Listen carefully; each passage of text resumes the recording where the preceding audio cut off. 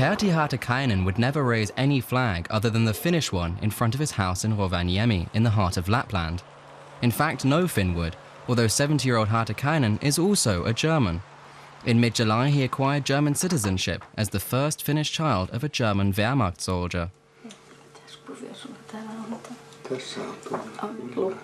He and his wife Elsa are quite proud of the fact, because it was a long time coming. It always bothered me that my origins weren't clear. It was always a strange feeling. You can suppress that feeling for a long time, but when it returns, it's even stronger. As a child, the neighbor's children called him a German bastard. He didn't understand why. He was 15 when his mother first told him his father was a German, Rudolf Ehmann, a corporal from Wuppertal. That's all he was told. The 1950s were an exceptional time in Finland. Our parents had an incredible amount of work. Families had lots of children. Back then, there was no time to worry about how children felt, no time for their psychological well-being. After the war, his father returned to Germany, married and had children. He died in 1992. Pertti never met his father because his mother refused to speak about him. He regrets that to this day.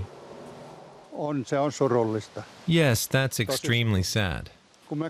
I really respected my mother, and that's why I didn't try to look for him while she was still alive. I first started to search after she died and tried to shed light on the matter because it was so traumatic for her.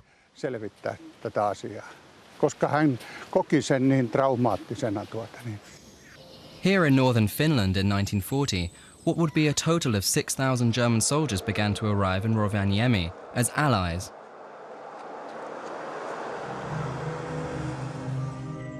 And they became friends.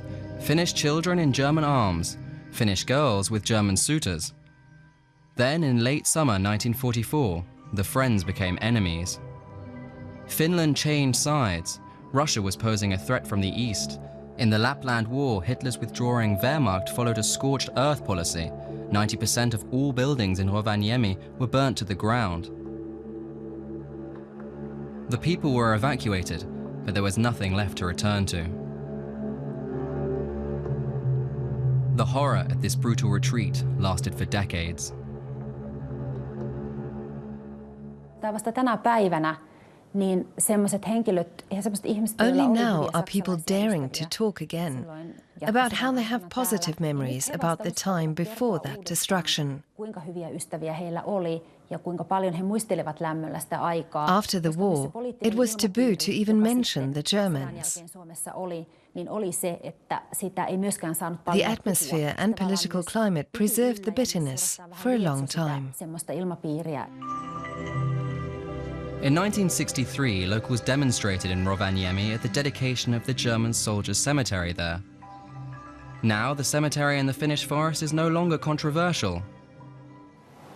Here, Pertti Haatakainen regularly meets his friend Lori Koskela. He was born in 1944 as the son of a Wehrmacht soldier. Koskela's father was killed in action here. Mitäs Pertille kuuluu? No mitäs tässä Joo, sinäkin tuliko mennä? The two have been friends since they were 15. But they didn't talk about their fathers, both soldiers in the Wehrmacht, until a few years ago.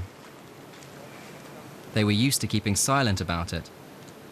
But nowadays they find it helps to remember them together.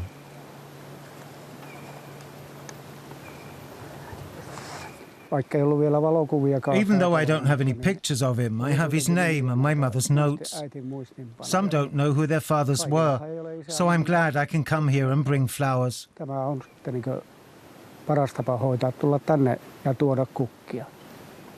Pertti Haatakainen says visiting the cemetery is a kind of therapy for his friend Lori Koskela. He himself found it important to take on German citizenship, on paper and in fact. I'm already over 70 years old.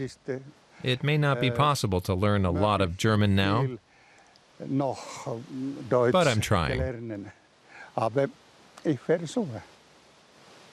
Pertti Haatakainen plans to continue trying to gain acceptance in his father's country.